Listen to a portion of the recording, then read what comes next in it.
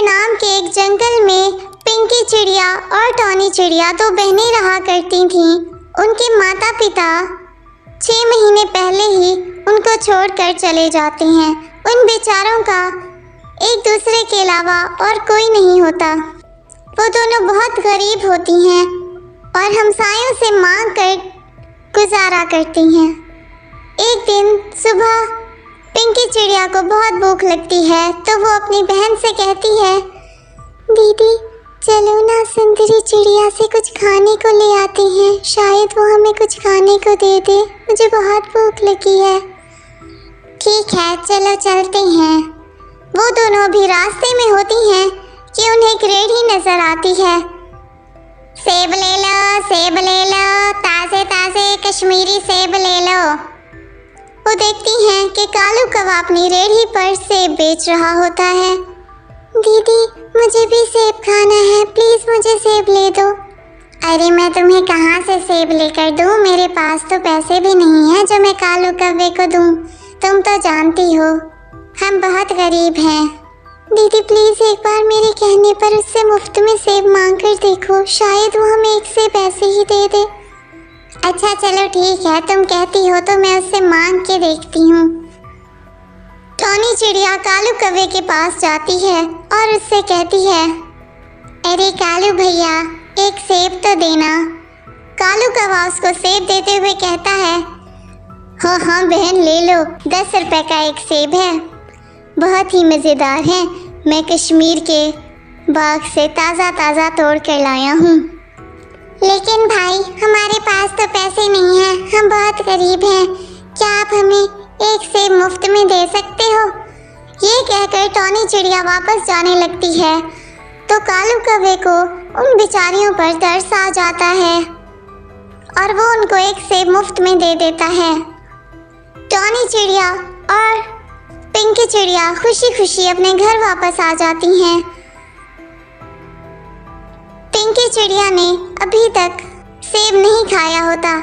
क्या बात है पिंकी, तुम ये सेब खाती क्यों नहीं? तुम्हें तो बहुत भूख लगी थी, फिर भी अभी इसे रख के बैठी हो।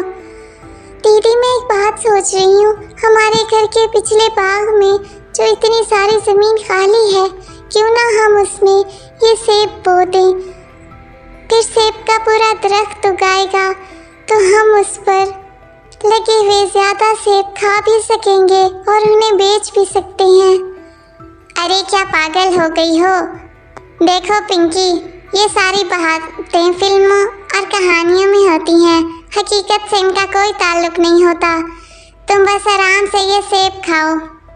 लेकिन पिंकी चिड़िया पर अपनी बड़ी बहन टॉनी चिड़िया के समझाने का भी कोई असर नहीं होता। वो फौरन ये सेब लेकर पिछले बाग में जाती है और वहाँ ज़मीन से मिट्टी खोदकर वो सेब उसके अंदर दबा देती है। अगले दिन सुबह उठते ही दोनों बहनें बाग की तरफ जाती हैं। उनकी खुशी का कोई ठिकाना ही नहीं रहता जब वो देखती हैं कि जो सेब उन्होंने बोया था वो अब बहुत बड़ा दरख्त बन चुका है और उस पर ढेर सारे सेब लगे हुए हैं। अरे दीदी देखिए तो सही, कितने बड़े बड़े सेब हैं, अब हम इन्हें खाएंगे भी सही और बेच भी आएंगे, फिर हमें पैसे भी मिल जाएंगे। दोनों बहनें पेट भरकर सेब खाती हैं और बाकी बचे हुए सेब मार्केट में बेचने चली जाती हैं। जब वो सेब बेचकर घर वापस आ रही होती हैं तो देखती हैं कि मालिक मकान ने उनके घर का सारा सामान बाहर फेंक दिया होता है। अरे अरे मालिक मकान जी, आप ये क्या कर रही हैं? हमारे घर का सारा सामान बाहर क्यों फेंक रही हैं? देखो टॉनी चिड़िया, 3 महीने हो गए, तुम दोनों बहनों ने मेरे मकान का किराया भी नहीं दिया।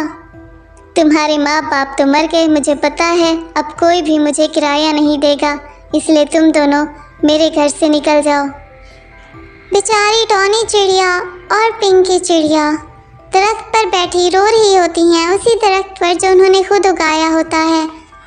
अब वो सोच रही होती हैं कि वो कहाँ जाएंगी और कौन उन्हें अपने घर में जगह देगा कि अचानक उस दरख्त से आवाज़ आती है, प्यारे बच्चों तुम परेशान ना हो, मैं इसी दरख्त का एक जिन हूँ।